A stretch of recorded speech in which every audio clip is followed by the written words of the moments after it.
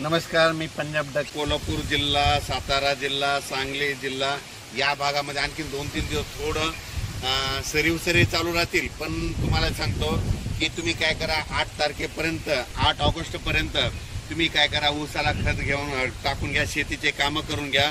कारण की 8 ऑगस्टच्या नंतर म्हणजे 9 ऑगस्टला कोल्हापूर जिल्हा, सातारा जिल्हा, सांगली जिल्हा, धाराशिव जिल्हा, लातूर जिल्हा, बीड जिल्हा, परभणी जिल्हा, नांदेड जिल्हा, यवतमाळ जिल्हा या भागामध्ये 9 ऑगस्टपासून पाऊस सुरू होणार आहे. म्हणून हा अंदाज लक्षात द्यायचा.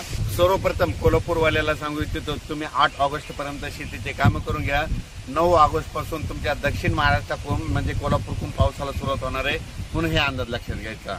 विदर्भ आणि मराठवाड्यात तुम्हाला सांगतो, आज आहे 28 जुलै. आजपासून तुम्ही काय करा, आजपासून सूर्यदर्शन होणार आहे. पण काय होणार आहे, दुपारनंतर ज्या ठिकाणी सूर्यदर्शन झालं ना, त्या ठिकाणी स्थानिक वातावरण तयार होऊन तुरळक ठिकाणी पाऊस पडेल. म्हणजे हे अंदाज लक्षात येतात.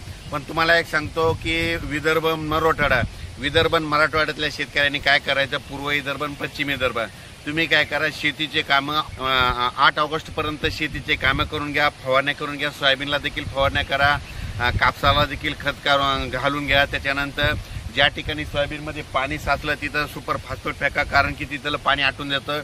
कापसामध्ये पाणी साचलं असलं तर तिथं देखील सुपर फॉस्फेट टाका, तिथलं आटून जातं. आणि तुमचे कापस ओंबळत असेल तर काय करा, त्या कापसाच्या बुडाला पाय द्या. पाय दिल्याच्या नंतर तुमची ती मर देखील थांबते. म्हणून हे लक्षात घ्यायचं. पूर्व विदर्भ आणि पश्चिम विदर्भामध्ये सांगायचं झालं तर 8 ऑगस्टपर्यंत आता हवामान कोरडं राहणार आहे, सूर्यदर्शन होणार आहे.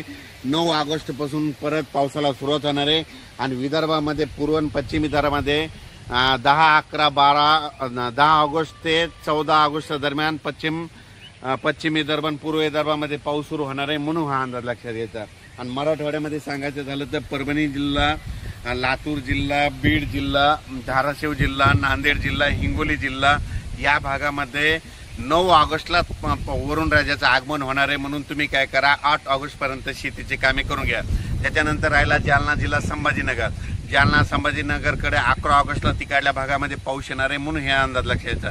त्याच्यानंतर जळगाव जिल्हा, नाशिक जिल्हा, धुळे, नंदुरबार, अहिल्यानगर, त्याच्यानंतर पुणे या भागामध्ये 11 ऑगस्टपासून ते 16 ऑगस्टच्या दरम्यान तिकडे परत पाऊस येणार आहे. म्हणून हा अंदाज लक्षात घ्यायचा.